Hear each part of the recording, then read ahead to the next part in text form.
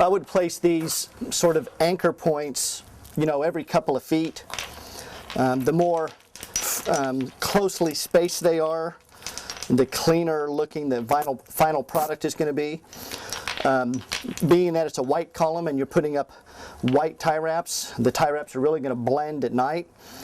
Also, whenever you put these up, you want to make sure it's not perfectly lined up with a socket, okay, because you can't tie wrap it on the socket. You want to make sure that you know, you start at the top, and then every subsequent anchor point, at no point does it line up with the bulb. It's either going to have to be above or below all the bulbs, just so it's easier to tie it off.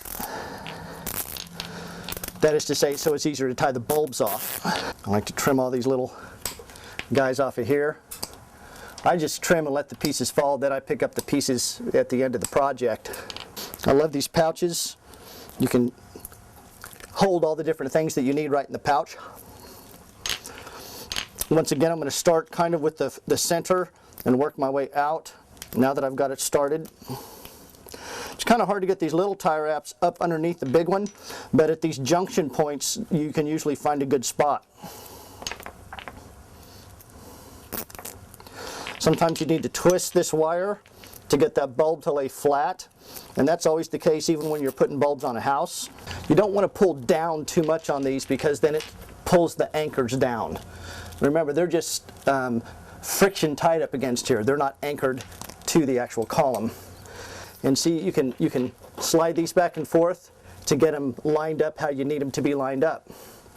As you can see right now, this is turning out real good. These top 5 white bulbs are all in a nice spiral, and as long as these top ones are in a nice spiral, all these others will line up perfectly as well. Then it's just a matter of getting them spun around properly so that they're all laying in the same direction. So I'm just working my way down, and you know, once you're on the ground and looking up, it's a good opportunity for you to sort of wiggle these back and forth and make sure that they're all in a line.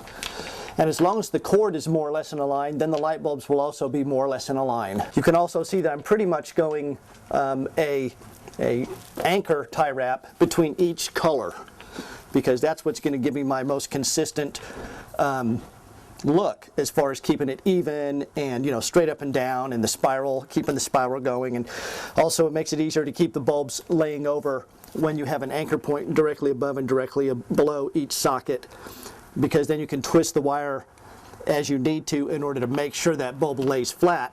And you want the bulbs to be laying flat so that it's a nice, clean, professional look. So it's also very helpful to make sure that these junctions, as much as you can, make them wind up on the back where you don't put the bulbs.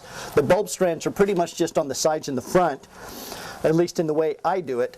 You can make it to where the bulb strands wrap all the way around evenly, but it's a much more complicated way to do it. You have to be very precise because they have to meet up 360 degrees.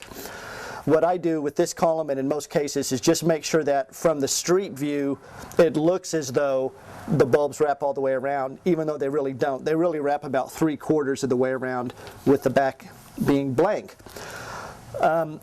Once again though, these junctions of the tie wrap, I try to make sure where they don't land right where a cable goes, because you know, you've got to tie wrap this cable to this anchor tie wrap, and that'll just get in the way. So you try to make sure that these junctions here fall in between the strands, somewhere in between there. And so we are now done. We just basically did the same thing we did up there. We just kept doing it all the way down, and I think you can kind of see here the red and the white, how they're laying out. I actually end up with a lot of this sort of extra stuff here.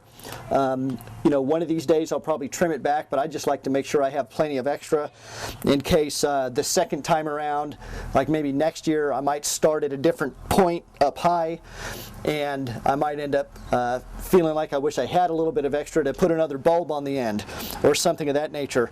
I'm one of these guys, I like to have lots of extra. I don't like to make things exactly to the right length.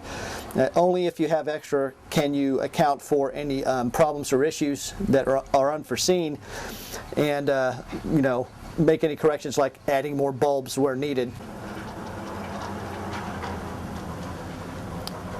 And then at night, of course, all this tie wrap stuff just kind of disappears, and all you see is the lights.